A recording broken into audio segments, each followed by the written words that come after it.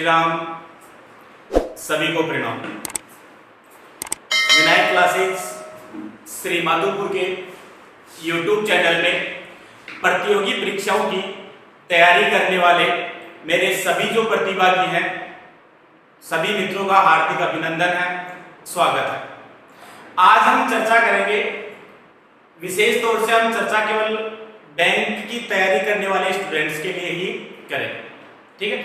हालांकि प्रॉपर हम उन सभी स्टूडेंट्स की चर्चा करेंगे जिन्होंने अपनी ग्रेजुएशन या तो कंप्लीट कर ली है या फिर कंप्लीट करने के लास्ट ईयर में या फाइनल ईयर में वो है और एग्जाम दे चुके हैं। तो उनके लिए एक वैकेंसी आई है, उसी वैकेंसी की हम चर्चा करेंगे। कितनी पोस्ट हैं, कब से फॉर्म भरे जा रहे हैं, फॉर्म भरने की लास्ट डेट क्या है, फीस क्या रहेगी, क्या सिलेबस रहेगा उसमें, और सिलेक्शन का जो दायरा है वो किस प्रकार से रहेगा। तो अभी जो बैंकिंग क्षेत्र में आरआरबी ग्रामीण जो बैंक है, आईबीपीएस, आरआरबी 9, इसके लिए वैकेंसी आई है, ठीक है। आरआरबी का मतलब यहाँ पे जो ग्रामीण रूरल बैंक है उनमें आपके लिए आईबीपीएस ने पोस्ट जारी की है। कौन कौन सी पोस्ट जारी की है इसके लिए देखो, एक तो पोस्ट जारी की है इन्होंने IBPS RRB 9, IBPS RRB 9 assistant. इनके लिए उन्होंने पोस्ट लगभग पोस्ट है 4614 इतनी पोस्ट जारी की गई। हालांकि जनरल की अलग है, ओबीसी की अलग है, एसटी एससी के लिए अलग। अगर इनके फॉर्म स्टार्ट की हम बात करें तो इनके जो फॉर्म है वो स्टार्ट हो चुके हैं 1 जुलाई 2020 से। कब तक भरे जाएंगे? 21 जुलाई 2020 तक ये फॉर्म भरे जाएंगे। 1 जुलाई 2020 से 21 जुलाई 2020 तक फॉर्म भरे जाएंगे। अगर हम बात करें एज की, आयु की अगर हम बात करें तो आयु यहाँ पे है मिनिमम 18 वर्ष और अगर मैक्सिमम आयु की बात करें तो 28 वर्ष। मतलब वे अभ्यर्थी या वे प्रतिभागी जिन्होंने ग्रेजुएशन कंप्लीट कर ली है या लास्ट ईयर में है, अपेयरिंग है और जिनकी आयु 18 से 28 वर्ष के मध्य है, वो इस वैकेंसी के लिए फॉर्म अप्लाई कर सकते हैं। ये तो हो गई एज की बात। अगर हम बात करें फीस की तो यहाँ पे आप लोगों से फीस पे की जाएगी 850 रुपए। 850 रुपए जनरल वालों के लिए है, ओबीसी वालों के लिए है और जो एमबीसी है, ठीक है, उनके लिए 850 रुपए। अगर हम बात करें एसटी एससी की तो उनके लिए 175 रुपए। एसटी एससी या जो अन्य पिछड़े वर्ग हैं उनके लिए जो फीस है वो है 175 रुपए। इनमें जो भी सर्विस टैक्स वगैरह है, जीएसटी वगैरह है, वो टोटल काउंट की जा चुकी है।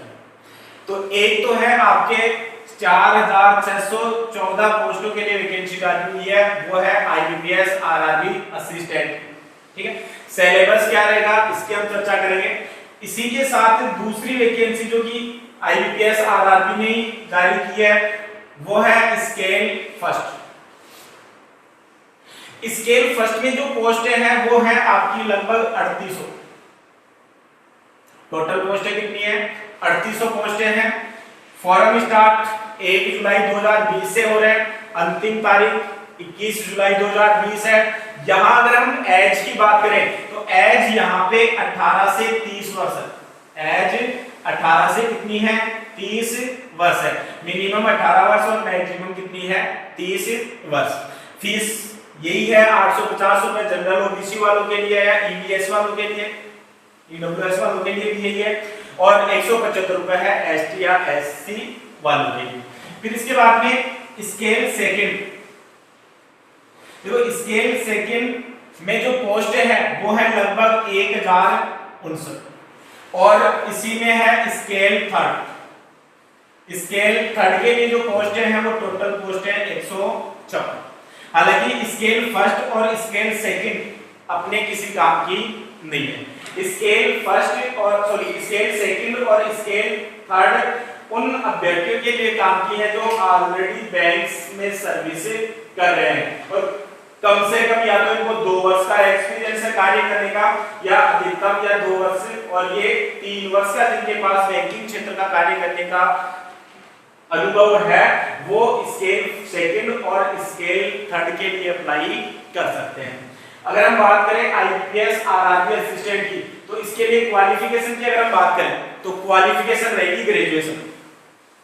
क्या रहेगी? ग्रेजुएशन मतलब जिन्होंने बीए कर ली, बीएससी कर ली या बीकॉम कर ली वे अभ्यर्थी फॉर्म अप्लाई कर सकते हैं। तो ये तो हो गई वैकेंसियों की बात, कब से फॉर्म स्टार्ट हो रहे हैं, कब तक भरे जाएंगे, एज क्या रहेगी, फीस क्या रहेगी, कौन भर सकता है। वे अभ्यर्थी जिन्होंने बीए कर लिया ये कह सकते हैं कि जिन्होंने ग्रेजुएशन कर ली वो अभ्यर्थी इसके लिए अप्लाई कर सकता है। स्केल फर्स्ट के लिए भी वही सभी शर्तें सेम है, स्टार्ट हो रहे हैं 1 जुलाई 2020 से 21 जुलाई 2020 तक आप फॉर्म भर सकते हो।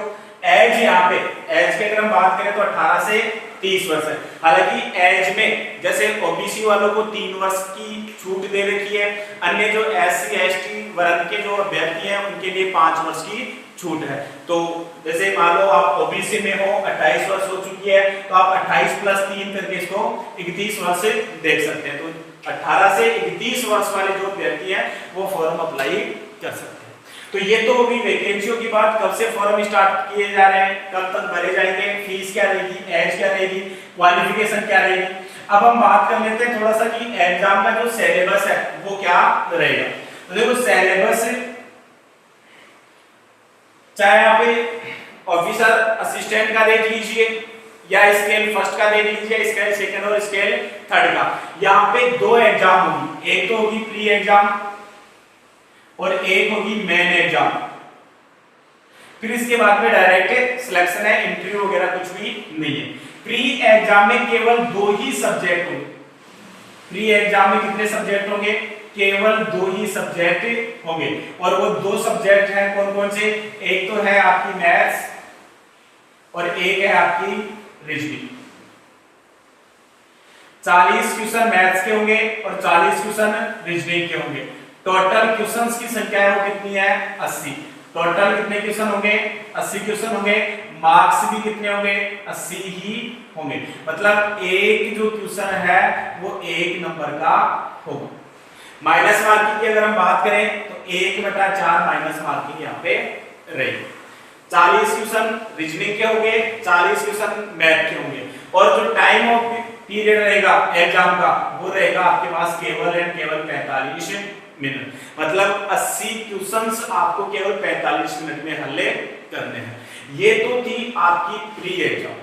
और अगर जैसे प्री एग्जाम आपकी क्लियर हो जाती है तो प्री एग्जाम क्लियर होने के बाद में अगर हम मेन एग्जाम की बात करें, अभी हम आगे चर्चा करेंगे कि मैथ्स के कैसे क्वेश्चन होंगे, रीजनिंग के कैसे क्वेश्चन होंगे। अगर मेन एग्जाम की बात करें तो मेन एग्जाम में जो सब्जेक्ट हैं वो निम्न रहेंगे। पहला सब्जेक्ट है रीजनिंग। यहाँ पे जो रीजनिंग है क्वेश्चंस की संख्या की अगर हम बात करें तो रीजनिंग के 40 क्वेश्चंस होंगे और टोटल जो मार्क्स हैं वो होंगे 50। मतलब 40 क्वेश्चन है वो कितने नंबर के होंगे? 50 नंबर के होंगे। मतलब यूं कह सकते हैं कि एक क्वेश्चन एक सही 1/4 का नंबर का होगा। ठीक है। दूसरा जो सब्जेक्ट है यहाँ पे है कंप्यूटर और कंप्यूटर में जो क्वेश्चंस की संख्या होगी वो भी कितनी होगी? 40। लेकिन कंप्यूटर के जो मार्क्स हैं वो कितने रहेंगे? 20 ही रहेंगे। मतलब एक क्वेश्चन का वेटेज रहेगा यहाँ पे 1/2।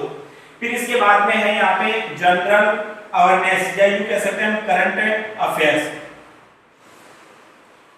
जनरल अवेयरनेस के जो क्वेश्चंस हैं उनकी संख्या यहाँ पे 40 है और मार्क्स भी कितने रहेंगे?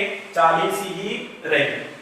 तो चौथा सब्जेक्ट है वो या तो आप इंग्लिश ले सकते हो जिनकी इंग्लिश स्ट्रॉन्ग है वो इंग्लिश ले सकते हैं, और जिनको इंग्लिश से डर लगता है वो हिंदी सब्जेक्ट ले सकते हैं। आईबीपीएस जितनी भी एग्जाम लेता है उनमें केवल एंड केवल ये एकमात्र आरआरबी ग्रामीण बैंक वाली ही एग्जाम ऐसी है जहां आपको लैंग्वेज सिलेक्ट करने का मौका मिलता है, ठीक है। वरना हर एग्जाम में यहाँ पे क्या होती है, इंग्लिश होती है। और इंग्लिश के यहाँ पे अगर हम क्वेश्चंस की चर्चा करें तो इंग्लिश के 40 क्वेश्चन होंगे और मार्क्स भी कितने होंगे, 40 ही होंगे। और पांचवा जो सब्जेक्ट है वो है आपका मैथ्स का, जहां क्वेश्चंस की संख्या 40 होगी और मार्क्स भी कितने होंगे, 40 होंगे। तो टोटल क्वेश्चन हो गए थे 4, 8, 12, 16 और 20, 200 क्वेश्चन। और टोटल मार्क्स कितने हो गए, 4 और 4 8 12 14 और ये सॉरी मैथ्स है वो भी 50 नंबर की होगी। तो 5 और 4 9 और 4 13 तो 15 5 20, 200 नंबर के होंगे। और टाइम ऑफ पीरियड की अगर हम बात करें तो टोटल टाइम रहेगा आपके पास 2 आवर्स। तो ये आपके सिलेक्शन के लिए प्रोसेसिंग रहेगी। पहले आपको प्री एग्जाम से गुजरना होगा, प्री एग्जाम क्लियर होने के बाद में आपको मेन एग्जाम से गुजरना होगा। प्री एग्जाम में लगभग वो 15 गुना अभ्यर्थियों को पास करते हैं, मेन एग्जाम के लिए 15 गुना अभ्यर्थी क्वालिफाई होते हैं। अब बात करें मैथ्स और रीजनिंग में क्या होगा, देखो मैथ्स की बात करें, रीजनिंग की बात करें, इंग्लिश की बात करें, जनरल अवेयरनेस की बात करें, मैथ्स में केवल एंड केवल आपके अर्थमेटिक मैथ में से क्वेश्चन से होंगे।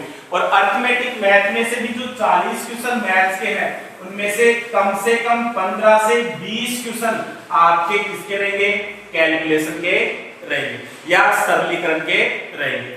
कम से कम 10 से लेके 15 क्वेश्चन आपके डीआई वाले टॉपिक में से होंगे। लगभग 80% जो कोर्स है वो इसी के इर्द गिर्द घूमता है। 15 से 20 क्वेश्चन आपके कैलकुलेशन के होंगे और 10 से 15 क्वेश्चन आपके होंगे किसके, डीआई के। बाकी के जो 15 क्वेश्चन बच गए वो जो अन्य जो टॉपिक है, चक्रवर्ती ब्याज है, औसत है, मूलधन है, रेलगाड़ी वाले, ट्रेन वाले, जो अन्य 12-13 जो टॉपिक अर्थमेटिक के बच गए उनमें से पूछे जाते हैं।